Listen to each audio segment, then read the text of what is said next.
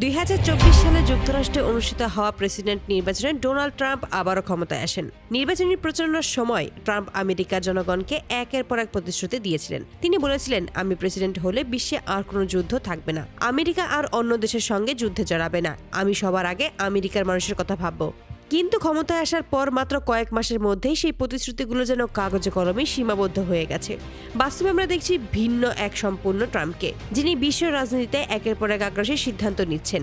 এরই মধ্যে সবচেয়ে আলোচিত ঘটনা হলো ভেনেজুয়েলার প্রধানমন্ত্রী নিকোলাস মাদুরোকে ডেল্টা ফোর্স ব্যবহার করে বেআইনিভাবে আমেরিকায় তুলে আনার অভিযোগ। এই ঘটনা আন্তর্জাতিক আইন ও সার্বভৌমত্ব নিয়ে নতুন করে প্রশ্ন তুলেছে।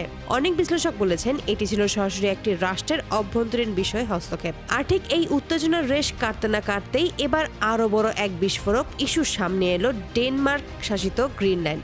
গ্রিনল্যান্ড পৃথিবীর সবচেয়ে বড় দ্বীপ। যদিও এটি ডেনমার্কের অধীনে, তবে কৌশলগত দিক থেকে এর গুরুত্ব অপরিসীম। বিশ্লেষকদের মতে গ্রিনল্যান্ডের ভৌগোলিক অবস্থান সামরিক দিক থেকে অত্যন্ত গুরুত্বপূর্ণ। এখানে রয়েছে বিপুল প্রাকৃতিক সম্পদ ও খনিজ। আর্কটিক অঞ্চলে আধিপত্য বিস্তারের ক্ষেত্রে গ্রিনল্যান্ড একটি গেম চেঞ্জার। এর আগেও ট্রাম্প তার আগের মেয়াদে গ্রিনল্যান্ড কিনে নেওয়ার প্রস্তাব দিয়েছিলেন, যা তখন বিশ্বজুড়ে হাস্যরসের জন্ম দিয়েছিল। কিন্তু এবার আর বিষয়টি হাসির নয়, এবার সরাসরি সামরিক অভিযানের গুঞ্জন। বিভিন্ন আন্তর্জাতিক সূত্রের বরাতে জানা যাচ্ছে ট্রাম্প সরাসরি মার্কিন প্রশাসনকে নির্দেশ দিয়েছেন গ্রিনল্যান্ড অপারেশনের প্রস্তুতি নিতে। সামরিক মহড়া, নৌবহরের অগ্রসর হওয়া এবং আকাশপথের নজরদারি সব মিলিয়ে আজ রাতে যে কোনো সময় বড় কিছু ঘটতে পারে বলে আশঙ্কা করা হচ্ছে।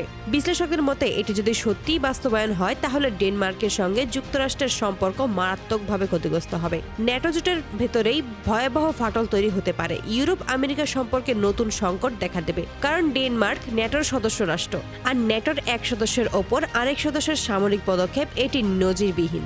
ইতিমধ্যে ইউরোপের বিভিন্ন দেশে কূটনৈতিক তৎপরতা শুরু হয়েছে। ডেনমার্ক সরকার জানিয়েছে তারা পরিস্থিতি গভীরভাবে পর্যবেক্ষণ করেছে এবং প্রয়োজন হলে আন্তর্জাতিক সম্প্রদায়ের সহায়তা চাইবে। অন্যদিকে রাশিয়া ও চীনও এই ইস্যুতে নজর রাখছে বলে ইঙ্গিত দিয়েছে।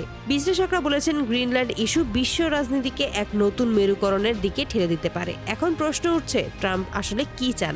বিশ্লেষকদের মতে এর পেছনে কয়েকটি সম্ভাব্য কারণ থাকতে পারে। আর্কটিক অঞ্চলে আধিপত্য প্রতিষ্ঠা, গ্রিনল্যান্ডের খনিজ সম্পদের নিয়ন্ত্রণ। তবে যাই হোক না কেন, এই সিদ্ধান্ত যে বিশ্বকে আরো অনিশ্চয়তার দিকে ঠেলে দিচ্ছে তা বলাই বাহুল্য। সব মিলিয়ে আজ রাতটি বিশ্ব রাজনীতির জন্য অত্যন্ত গুরুত্বপূর্ণ।